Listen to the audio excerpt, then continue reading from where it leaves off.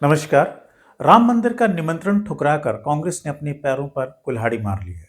ऐसा लगता है कांग्रेस भारत तथा भारतवासियों की नब्ज पहचानने में बिल्कुल नाकाम हो रही है। ऐसा इसलिए क्योंकि राम मंदिर की प्राण प्रतिष्ठा का निमंत्रण सोनिया गांधी ने ठुकरा दिया। राम मंदिर न्यास ने सोनिया गांधी, खड़गे तथा अधीर रंजन चौधरी को लगभग 25 दिन पहले न्योता भेजा। 22 दिन तो कांग्रेस को यही निर्धारित करने में लग गया कि निमंत्रण को ठुकराया जाए या स्वीकार किया जाए। अंततः भगवान राम के निमंत्रण को ठुकरा दिया गया, वह भी तब जब पूरा देश राममय हो चुका है। प्राण प्रतिष्ठा की तैयारियां जोरों शोरों पर चल रही हैं, क्योंकि 500 साल बाद राम का मंदिर का सपना साकार होने जा रहा है। समाजवादी पार्टी के सुप्रीमो अखिलेश यादव ने तो यह कहते हुए ठुकरा दिया कि हम सिर्फ जान पहचान वालों से निमंत्रण लेते हैं। अब बताइए भला, भगवान राम का निमंत्रण भगवान स्वयं तो देने नहीं आएंगे, कोई माध्यम तो होगा जो निमंत्रण देगा। भारत एक लोकतांत्रिक देश है और लोकतंत्र में हमेशा सहमति असहमति की गुंजाइश रहती है।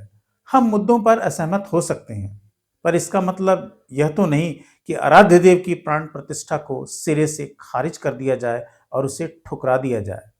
यह आश्चर्यजनक है, परंतु कांग्रेस के साथ समूची विपक्षी पार्टियों के लिए चिंता का विषय भी होना चाहिए। राम मंदिर का निमंत्रण ठुकराना मतलब हिंदुत्व तथा राष्ट्रवाद को ठुकराना। सीधा सीधा यही संदेश लोगों में पहुंच रहा है कि आने वाले समय में कांग्रेस तथा समूचे विपक्षी पार्टियों को और कमजोर करेगा। कांग्रेस एक नैरेटिव बनाने की कोशिश कर रही है कि राम मंदिर भाजपा तथा संघ का प्रोजेक्ट है, जबकि सच्चाई यह है कि राम जन्म भूमि पर राम मंदिर का बनना सुप्रीम कोर्ट के फैसले के परिणाम की वजह से है। अगर विपक्षी पार्टियां चाहती तो इसका दोहन कर सकती थी, पर नहीं किया, क्योंकि तुष्टीकरण की राजनीति सामने आ गई।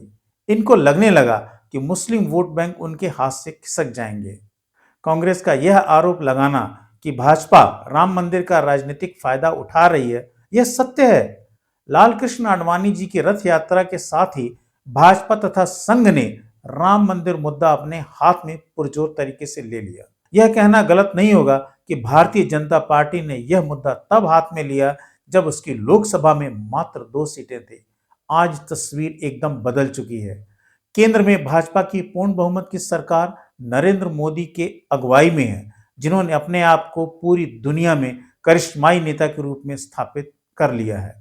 नरेंद्र मोदी का करिश्मा सिर चढ़ बोल रहा है, चाहे वह धारा 370 को हटाना हो या फिर राम मंदिर का मुद्दा हो। धारा 370 का मुद्दा तो ऐसा मुद्दा था जिसमें यहां तक कहा जा रहा था कि भारत की धरती खून से लाल हो जाएगी, परंतु हुआ बिल्कुल इसके उलट। एक भी अप्रिय घटना भारत के दूसरे राज्यों में तो छोड़िए, कश्मीर में भी नहीं हुई। यही कुछ राम जन्मभूमि के मुद्दे पर हुआ जब सुप्रीम कोर्ट ने अपना सुप्रीम फैसला सुनाया। पूरे भारत में एक भी अप्रिय घटना नहीं हुई। यह किसकी वजह से हुआ? यह सिर्फ और सिर्फ नरेंद्र मोदी के करिश्मे की वजह से हुआ। जब सुप्रीम कोर्ट का फैसला राम जन्मभूमि पर आया तो सभी विपक्षी पार्टियों, जिनमें मुख्य रूप से कांग्रेस है, ने बड़ी शालीनता से इसे स्वीकार किया। इसलिए अब जब राम जन्मभूमि पर राम मंदिर बनकर तैयार है और 22 जनवरी को रामलला की प्राण प्रतिष्ठा होनी है, तो उस वक्त राम जन्मभूमि का निमंत्रण अस्वीकार करना या कहें सीधे सीधे ठुकरा देना अपने पैर पर कुल्हाड़ी मारना ही तो है, जब पूरे देश की भावनाएं भगवान राम से जुड़ी हुई है। राम मंदिर सरकार के पैसे से तो बन नहीं रहा है, ना ही भाजपा के पैसों से बन रहा है और ना ही संघ के पैसों से बन रहा है। राम मंदिर बन रहा है तो लोगों के पैसे से बन रहा है, सभी लोगों की सहभागिता से बन रहा है। अगर विपक्ष चाहता तो निमंत्रण को स्वीकार कर इस चीज को पुरजोर तरीके से उठा सकता था कि यह तो लोगों की सहभागिता से बना है, किसी पार्टी विशेष के नहीं। पर तुष्टीकरण के चक्कर में एक बार फिर कांग्रेस तथा इसकी सहयोगी पार्टियां गच्चा खा चुकी हैं। विपक्ष पार्टी की बात करें तो उनके लिए एक तरफ कुआं है तो दूसरी तरफ खाई है। विपक्ष ने अपने लिए खाई चुन लिया है, तो अब इसमें कोई क्या कर सकता है? क्या बेहतरीन होता अगर विपक्षी पार्टियां राम जन्मभूमि प्राण प्रतिष्ठा में शामिल होती। जनमानस को एक मैसेज जाता कि 500 साल के बाद भारत की राजनीतिक पार्टियां राम मुद्दे पर एक हो गई हैं, पर हो बिल्कुल उलट गया है। निमंत्रण ठुकराने से भारतीय जनता पार्टी तथा संघ ने बड़े ही शालीन ढंग से इन पार्टियों को हिंदुत्व विरोधी पार्टियां करार दे दिया है और यह बात जनमानस में बैठ चुकी है।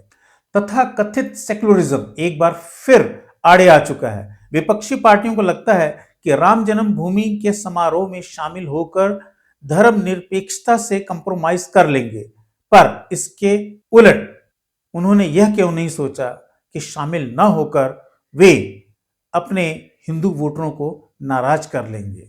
अब ये हिंदू वोटर उनसे दूर चले गए हैं। जो आज तक उनको आंख मूंद कर वोट देते थे, मतलब वह अपने कोर वोटर से दूर हो चुके हैं। अखिलेश यादव के बारे में क्या कहें? वे अपने पार्टी के विधानसभा नेता स्वामी प्रसाद मौर्य के मुंह से भगवान राम के खिलाफ ही अनाप शनाप बकने को प्रेरित कर रहे हैं। यह वही अखिलेश यादव है जिनके पिता मुलायम सिंह यादव ने कार सेवकों पर गोलियां चलवा दी थी, जिसमें बहुत सारे लोग मृत्यु को प्राप्त हुए। अगर कोई राम जन्मभूमि मुद्दे को हल करना नहीं चाहता था तो वो कौन था? मुलायम सिंह यादव। उन्होंने तो विश्वनाथ प्रताप सिंह के अध्यादेश तक को नकार दिया था। उद्धव ठाकरे की तथाकथित हिंदुत्व पार्टी एक अलग ही राग अलाप रही है।